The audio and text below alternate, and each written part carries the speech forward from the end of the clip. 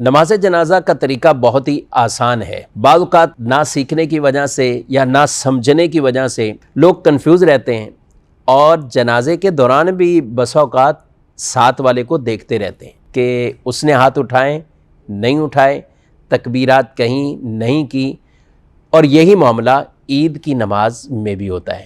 بہرحال جنازے کا طریقہ میں عرض کرتا ہوں۔ جنازے میں دو چیزیں بیسک ہیں، یعنی جسے فرض کہا جاتا ہے، جنازے کے رکن۔ پہلی چیز قیام، کھڑا ہونا، اور دوسری چیز 4 مرتبہ تکبیر، اللہ اکبر اللہ اکبر اللہ اکبر اللہ اکبر۔ یہ 2 چیزیں فرض ہیں اور 3 چیزیں سنت مؤکدہ ہے۔ یعنی جب پہلی تکبیر ہوتی ہے تو اس کے بعد ثنا پڑھتے ہیں، دوسری تکبیر تو درود پاک پڑھتے ہیں، تیسری تکبیر تو دعائے میت کے لیے دعا، اللہم اغفر لحینا و میتنا و شاہدنا و غائبنا، اور اگر نابالغ بچے کا ہے تو اس کی دعا، اگر نابالغ بچی ہے تو اس کی جو دعا الگ سے بیان کی گئی۔ تو بیسک جو جنازے کے اندر چیزیں ہیں، ایک قیام، کھڑا ہونا، اور 4 مرتبہ تکبیر کہنا۔ لوگ سمجھ رہے شاید امام ہی تکبیر کہتا ہے اور مقتدی ثنا پڑھتے ہیں، درود پڑھتے ہیں، دعا پڑھتے ہیں، تکبیر نہیں کہتے۔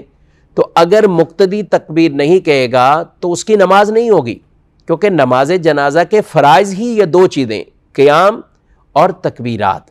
تو لہذا جب بھی آپ نماز جنازہ ادا کریں تو جیسے امام اللہ اکبر کہتے ہیں تو آپ بھی پیچھے اللہ اکبر کہیں۔ اب اس کی نیت ہم سماعت کرتے ہیں۔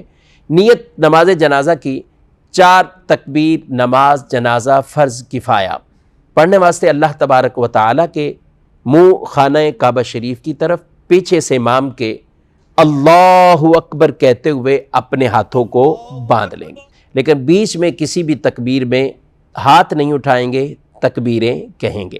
جب ثنا پڑھیں اور ثنا کے اندر وَتَعَالَى جَدُّكَ، اس کے بعد وَجَلَّ ثَنَاؤُكَ وَلَا إِلَٰهَ غَيْرُكَ، یہ ساتھ اگر اضافہ کر لیتے ہیں تو یہ بھی بہتر ہے، اور اگر صرف نماز والی ثنا پڑھی تو بھی سنت ادا ہو جائے گی۔ اب دوسری تکبیر ہوگی لیکن ہاتھ نہیں اٹھائیں گے، اللہ اکبر۔ اب دوسری تکبیر ہو گئی، اب درود پاک درود ابراہیمی پڑھیے۔ پھر تیسری تکبیر ہوگی، اللہ اکبر۔ اب آپ نے دعائے میت، اللہم اغفر لحینا و میتنا، یہ والی دعا اگر کسی بڑے بالغ مرد یا عورت کی نماز جنازہ ہے، اگر نابالغ بچہ ہے تو پھر نابالغ کی دعا، اور بچی ہے تو نابالغ بچی والی دعا۔ اب جب یہ پڑھ لیں گے تو پھر چوتھی تکبیر ہوگی، اللہ اکبر، اور اس کے بعد دونوں ہاتھوں کو کھول کر چھوڑ دیں گے اور دائیں طرف اور بائیں طرف سلام پھیر دیں گے۔ بہت سے لوگ ہاتھ جب چوتھی تکبیر ہوتی ہے تو ایک طرف سلام پھیرتے ہیں، السلام علیکم ورحمۃ اللہ، ایک ہاتھ کھولتے ہیں، پھر دوسری طرف السلام علیکم ورحمۃ اللہ، پھر دوسرا ہاتھ کھولتے ہیں۔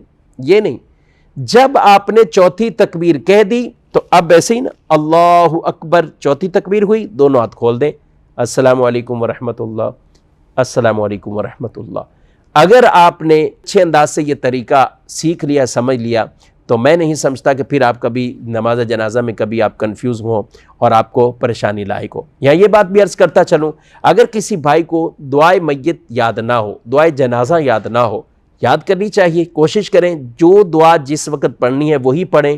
لیکن اگر دعا یاد نہیں ہے تو آپ کوئی سی بھی دعائیں معصورہ، قرآن یا حدیث کے اندر جو دعائیں منقول ہیں تو آپ وہ دعا پڑھ سکتے ہیں۔ یعنی ربنا آتنا فی الدنیا حسنہ، یہ والی دعا، ربنا اغفر لی ولوالدی وللمؤمنین یوم یقوم الحساب، یہ والی دعا۔ اور اسی طرح سورہ فاتحہ بھی دعا کی نیت سے پڑھ سکتے ہیں، قرآن کی نیت سے پڑھنے کی اجازت نہیں ہے۔ تو خلاصہ کلام یہ ہوا کہ نماز جنازہ میں 2 چیزیں فرض، یعنی قیام اور 4 تکبیریں، اور پھر 3 چیزیں جو آگے ہیں، ثنا پڑھنا، درود پڑھنا اور دعائے میت، یہ سنت مؤکدہ ہیں۔ یوں نماز جنازہ مکمل ہو جائے۔